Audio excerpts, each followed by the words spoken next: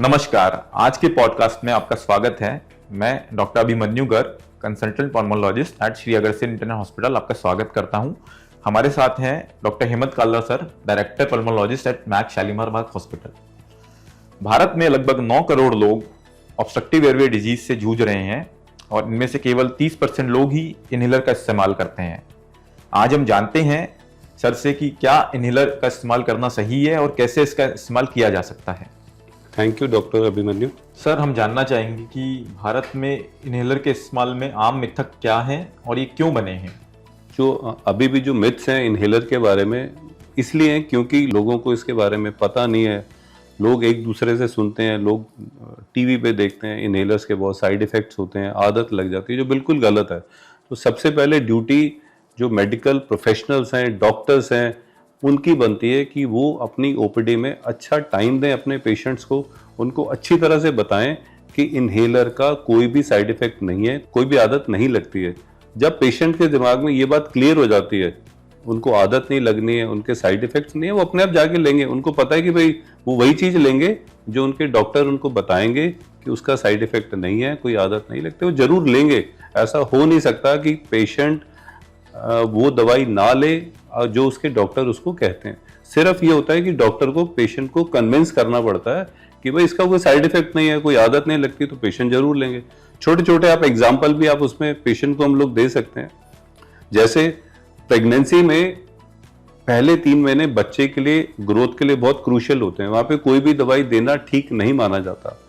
परंतु इनहेलर जो होते हैं वो पहले दिन से लेकर आप 9 महीने तक दे सकते हो, पूरी डोज में दिए जा सकते हैं। जब तब दिए जा सकते हैं, 9 महीने तक दिए जा सकते हैं, तो किसी को भी दिए जा सकते हैं। तो इससे पता चलता है कि इसका कोई भी साइड इफेक्ट नहीं है और कोई भी आदत नहीं लगती। सर, हम ये भी जानना चाहेंगे कि अस्थमा और सीओपीडी के पेशेंट्स में इनहेलर अन्य दवाइयों की तुलना में कैसे लाभकारक हैं। देखिए, आप अस्थमा और सीओपीडी में आप ये देखिए कि दिक्कत कहाँ पे है। दिक्कत आपकी जो ब्रोंकियल ट्यूब्स होती हैं, एयरवेज होती है, वहां पे सूजन होती है। उसकी वजह से पेशेंट्स को सांस लेने में दिक्कत होती है, खांसी होती है, बलगम बनती रहती है। तो अगर हम पहले सिरप देंगे, टैबलेट देंगे, वो आपके पेट में जाएगी, पेट से होते हुए आपके लिवर, ब्रेन, किडनी में, उससे जाना तो वहीं पे ही है, ब्रोंकियल ट्यूब में ही जाना है। तो सबसे अच्छा है आप इनहेलर दो। सेम दवाई जो आप टैबलेट में दोगे, सिरप में दोगे, अगर आप वो इनहेलर में देते हो तो दवाई आपके सीधे यहाँ पर जाएगी, साइड इफेक्ट नहीं होंगे, आदत नहीं लगी और उसकी डोज बड़ी कम हो जाएगी।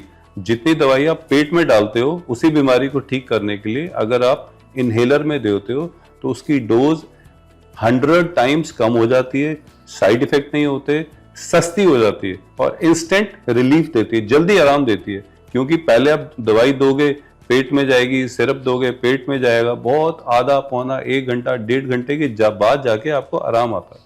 इनहेलर दिया, सीधा लंग्स में गया, आपको जल्दी आराम आ जाता है। तो ये 2 कंडीशन ऐसी होती हैं जिसमें इनहेलर का कोई तोड़ नहीं है, इनहेलर ही सबसे बढ़िया इलाज है। और सर, हम ये भी जानना चाहेंगे, क्या कभी हम इनसे निजात पा सकते हैं या हम कभी इनको स्टॉप कर सकते हैं। बिल्कुल आप कर सकते हो। देखिए, अस्थमा में सभी पेशेंट को पूरे साल इनहेलर नहीं लेने होते हैं। कुछ पेशेंट ऐसे होते हैं जिनको सिर्फ सितंबर अक्टूबर में या मार्च अप्रैल में दिक्कत होती है, जिनको पोलन एलर्जी होती है।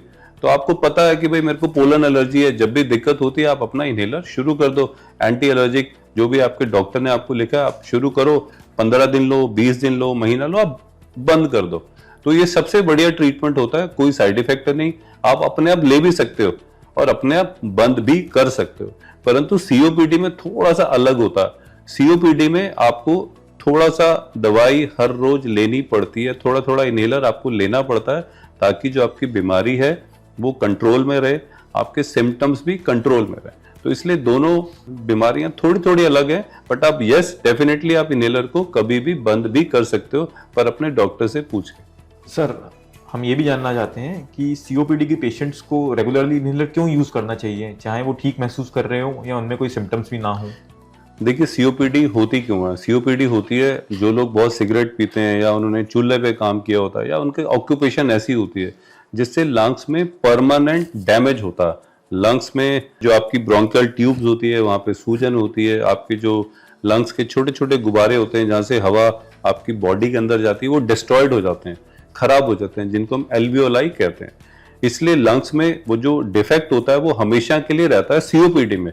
तो इसलिए आपको जो इनहेलर होते हैं आपको रेगुलर बेसिस पे लेने चाहिए, हर रोज लेने चाहिए, ताकि जो आपके सिम्टम्स हैं आपके कंट्रोल में रहे, आपको चलते समय सांस नहीं फूले, और आगे चल के जो बार बार दिक्कत होती है जिसको हम एक्सैजर्बेशंस कहते हैं वो भी थोड़ा सा कंट्रोल में रहे।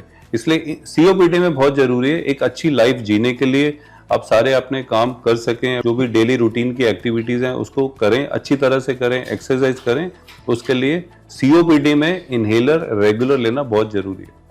सर हम ये भी जानना चाहते हैं कि कई पेशेंट्स आते हैं वो कहते हैं हमने इनहेलर लिया लेकिन उन्हें कोई फायदा नहीं होता, ऐसा क्यों होता है? तो सबसे बढ़िया कारण ये, ऐसा पहली बात तो पॉसिबल होता नहीं कि अगर पेशेंट ठीक से इनहेलर ले उसको आराम नहीं आए। वो एक ही कंडीशन ऐसी होती है, या तो उसकी सिवियरिटी बहुत ज़्यादा होती है या उसको कोई इन्फेक्शन हो रही होती है जिसमें हमें कभी कभी एंटीबायोटिक्स देने पड़ते हैं, वही कंडीशन होती है कि पेशेंट को इनहेलर से आराम नहीं आए। उसके बाद पेशेंट की टेक्निक ही बहुत इंपॉर्टेंट होती है। कई बार हम पेशेंट को इनहेलर देते हैं, समझाते भी हैं, और कई बार लोग इधर उधर से लेकर इनहेलर लेते हैं। अब जैसे ये इनहेलर है, इसको पेशेंट को मुंह में रखकर दबाना होता है और खींचना होता है, पर कई बार हम देखते हैं पेशेंट क्या करता है, मैं पूछता हूं कि भाई कैसे लेते हो आप इनहेलर, आप लेके दिखाओ, वो ये ऐसे मार देते हैं, है ना। एक ये गलत तरीका होता है, तो पेशेंट को आराम आएगा ही नहीं। दूसरा तरीका जैसे ड्राई पाउडर इनहेलर होते हैं, इसमें कैप्सूल डालना होता है और कैप्सूल डाल के इसमें आपको खींचना होता है। कई बार पेशेंट से पूछते हैं आप कैसे लेते हो, तो वो कैप्सूल मुंह से पानी के साथ ले रहे होते हैं। तो ये सारी जो टेक्निक्स होती हैं, हमें हर विजिट में जब भी पेशेंट हमारे पास आता है तो हमारी ड्यूटी बनती है कि हम सारी टेक्निक को अच्छी तरह से चेक करें और उनको अच्छी तरह से गाइड करें। सबसे बड़ा कारण तो यही होता है कि पेशेंट को आराम नहीं आता है, वो इसलिए टेक्निक अच्छी नहीं है। कभी कभी ये होता है कि जैसे आस्मा का पेशेंट है, हमने उसको बता भी दिया कि भाई आस्मा है, उसको दवाइयां भी दे दी, पेशेंट की टेक्निक भी चेक कर ली, पेशेंट बहुत अच्छे तरीके से ले रहा है, पर फिर भी पेशेंट कहता है कि मुझे आराम नहीं आता। तो फिर दिमाग में आता है कि जिस चीज से पेशेंट को दिक्कत है, पेशेंट उससे बच रहा है कि नहीं बच रहा, एक्सपोजर उसका कम हो रहा है कि नहीं हो रहा है। फॉर एग्जाम्पल, एक उदाहरण के तौर पर, सबसे ज्यादा एलर्जी जो होती है वो घरों में कई बार पेट्स होते हैं, पेट एलर्जी होती है, घरों में कुत्ता बिल्ली होते हैं, पेशेंट उसी के साथ ही सोता है, बेड पे सोता है और इनहेलर भी ले रहा है, तो पेशेंट को आराम ढंग से नहीं आएगा। घर में सीलन है, आपके टॉयलेट में सीलन है, वहां पे फंगस होता है, फंगस अगर उड़ता रहेगा तो तब भी पेशेंट को आराम नहीं आएगा। डस्ट माइट तो बहुत ही होते हैं घरों में, हर कंबल में, चद्दर में, कारपेट पे, है ना, डस्ट माइट ही बहुत सारे होते हैं। तो हम पेशेंट को स्पेशली बताते हैं कि जिस कमरे में आप सोते हो वहां पे कारपेट नहीं होना चाहिए, कर्टन्स नहीं होने चाहिए, उसका धुलाई अच्छे टाइम टू टाइम होनी चाहिए। अगर आप इन सब चीज़ों का पालन नहीं करते हो, ठीक से नहीं करते हो, और एक्सपोजर आपका बना रहता है, आपका अस्थमा कंट्रोल में नहीं आता है। फिर कुछ कुछ लोगों में बहुत ज़्यादा ठंडा खाने से, खट्टा खाने से, सिट्रिक आइटम लेने से भी दिक्कत होती है। तो ये सारी चीज़ों को अगर आप मैनेज करते हो, आप अपनी दवाई ठीक से लेते हो, आपकी टेक्निक बहुत अच्छी है, तो ये पॉसिबल नहीं है कि अस्थमा कंट्रोल में नहीं है। सिर्फ 5% अस्थमा के पेशेंट ऐसे होते हैं जो सीवियर अस्थमा में आते हैं, जिनको अच्छी दवाई लेने से, जो एक्सपोजर है वो कम करने से, सब कुछ करने के बावजूद भी उनको आराम नहीं आता। फिर हम उनको दूसरी तरह की दवाइयों पर डालते हैं, पर वो सिर्फ 5% लोग ही होते हैं। सर हम जानना चाहेंगे कि इनहेलर का इस्तेमाल करते वक्त भारतीय मरीज अक्सर क्या गलतियां करते हैं और इससे कैसे बचा जा सकता है? देखिए, कोई भी मरीज हो, चाहे वो भारतीय होता है चाहे बाहर का होता है, गलतियां सेम रहती हैं। सबसे पहले तो जो पेशेंट्स होते हैं उनको लेने का तरीका नहीं आता, इनहेलर लेना कैसे होता है वो बहुत इंपॉर्टेंट होता है। सबसे ज़्यादा गलती यही होती है। दवाई सारी ठीक होती है, मोस्टली दवाइयाँ ठीक होती हैं, पर उनको इनहेलर लेने का तरीका नहीं आता, टेक्निक नहीं आती। दूसरे नंबर पे लोगों की अवेयरनेस नहीं है, लोग बहुत ज़्यादा डरते हैं। अगर किसी भी पेशेंट को हम लोग इनहेलर लिखते हैं या नेबुलाइजर भी लिखते हैं तो पहली बात तो वो लेना ही नहीं चाहते, इनहेलर से डरते बहुत हैं। समाज में हमारे बहुत सारा जो मिथ्स हैं इनहेलर के लिए, जैसे इनहेलर्स का साइड इफ़ेक्ट्स होता है, इनहेलर की आदत लग जाती है, इनहेलर बहुत ज़्यादा गंभीर बीमारी होती है या बहुत ज़्यादा बीमारी बढ़ जाती है तब दिए जाते हैं। इस वजह से लोग इनहेलर लेना नहीं चाहते हैं, डरते बहुत हैं। तो सबसे पहले एज अ डॉक्टर ऑल्सो ये हमारी ड्यूटी है कि हम लोग अपने पेशेंट्स को अच्छी तरह से गाइड करें, उनको इनहेलर की टेक्निक के बारे में अच्छी तरह से बताएं, क्योंकि इनहेलर तो कोई भी लिख देता है। इनहेलर कई लोग केमिस्ट से जाके भी ले लेते हैं, कोई भी डॉक्टर भी लिख देते हैं, पर ये हमारी ड्यूटी बनती है कि हम पेशेंट को अच्छी तरह से बिठाकर इनहेलर या रोटाहेलर या डीपीआई जो भी आते हैं उनकी टेक्निक को अच्छी तरह से बताएं, क्योंकि ये कोई दवाई तो है नहीं, गोली तो है नहीं कि मुंह में डाली, पेट में गई और फिर वो अपने आप काम करेगी। इनहेलर एक दवाई देने का तरीका है, अगर आप उसको सही टेक्निक से लेंगे तो दवाई आपके लंग्स में अच्छी मात्रा में जाएगी, अच्छी डोज में जाएगी, उसके साइड इफेक्ट्स नहीं होंगे और आपको जल्दी आराम आएगा। सर हम जानना चाहेंगे कि कई लोग कहते हैं कि इनहेलर की अक्सर लत लग जाती है और ये सिर्फ गंभीर बीमारियों के लिए ही होते हैं, असल सच्चाई क्या है? सच्चाई ये है कि इनहेलर की आदत लग ही नहीं सकती है, क्योंकि हम अपने पेशेंट को हमेशा यही कहते हैं, एस्थमा के पेशेंट को, कि भाई जब तक आपको दिक्कत है आप इसको लीजिए और धीरे धीरे धीरे करके आप इसको बंद कर सकते हैं, और फिर जब भी मौसम चेंज होता है आपको दिक्कत होती है आप ले सकते हैं इसको। आदत तब लगती है जैसे अगर आप सिगरेट पीते हैं, आप शराब पीते हैं, कोई भी नशे वाली चीज यूज करते हैं, जो भी दवाई आपके दिमाग को जाके हिट करती है और आप उसको एकदम छोड़ते हैं, आपको विड्रॉल सिम्टम्स होते हैं और आपके शरीर को फिर दिक्कत होती है, तो उनको विड्रॉल सिम्टम कहते हैं, वहां पे आदत लगती है।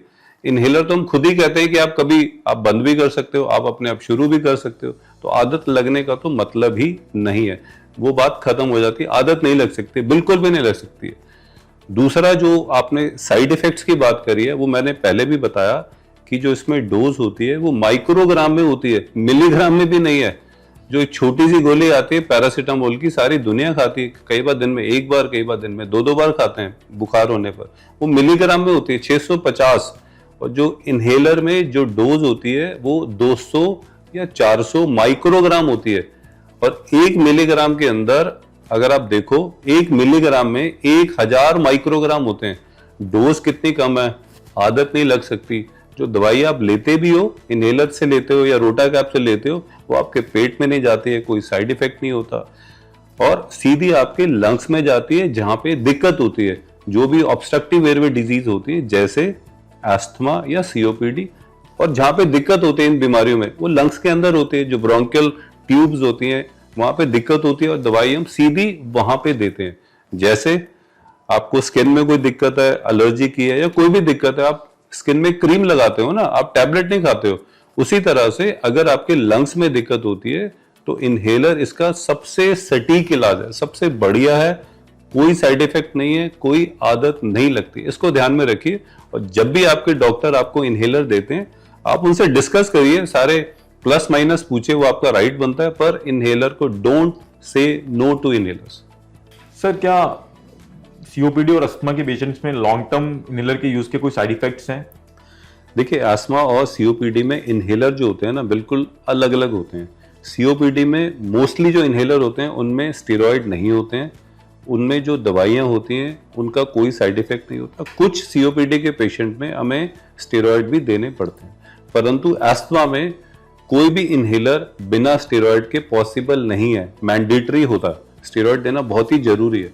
परंतु मैंने आपको बताया कि अस्थमा में दवाई जो होती है, इनहेलर होता है, पूरे साल लेने नहीं होते, जब आपको दिक्कत होती है, मौसम चेंज होता है, आप शुरू कर सकते हो, धीरे धीरे धीरे करके आप उसको कम कर सकते हो और बंद भी कर सकते हो। अब दूसरी बात, जो आप इनहेलर लेते हो उनके साइड इफेक्ट तब होते हैं अगर आप इनहेलर लेने के बाद कुल्ला नहीं करते हो, गार्गल्स नहीं करते हो, तो मुंह में आपके लोकल इन्फेक्शंस हो सकती हैं, फंगल इन्फेक्शंस हो सकती हैं, मुंह का टेस्ट खराब हो जाता है, हाइजीन खराब हो जाते हैं, मुंह से बदबू भी कभी कभी आती है, और उसका भी सिंपल इलाज होता है, आप अच्छी तरह से कुल्ला करो, कोई दिक्कत ही नहीं होगी, तो आप उसको आराम से लो। कुछ पेशेंट में इनहेलर लेने के बाद, बहुत ही कम पेशेंट में कभी कभी धड़कन तेज हो जाती है, कभी कभी पैल्पिटेशंस हो जाती हैं, तो ये सारे छोटे छोटे साइड इफेक्ट्स हैं।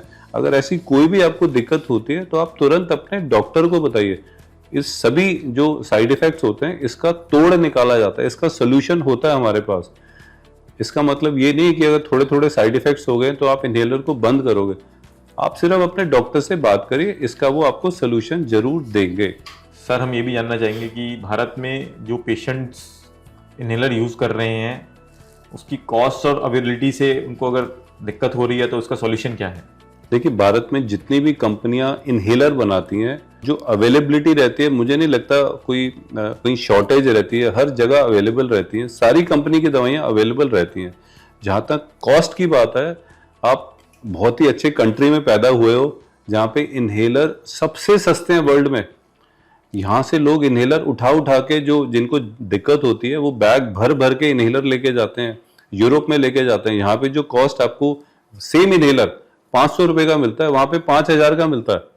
इंडिया में बनाया जाता है और मार्केट करती है कोई और कंपनी जर्मनी में, इटली में, वही 5000 का मिलता है। तो यहाँ से लोग जब आते हैं इंडिया में, जो इंडियंस होते हैं वो यहाँ से लेके जाते हैं इन्हेलर। यहाँ तो इतना सस्ता इन्हेलर मिलता है।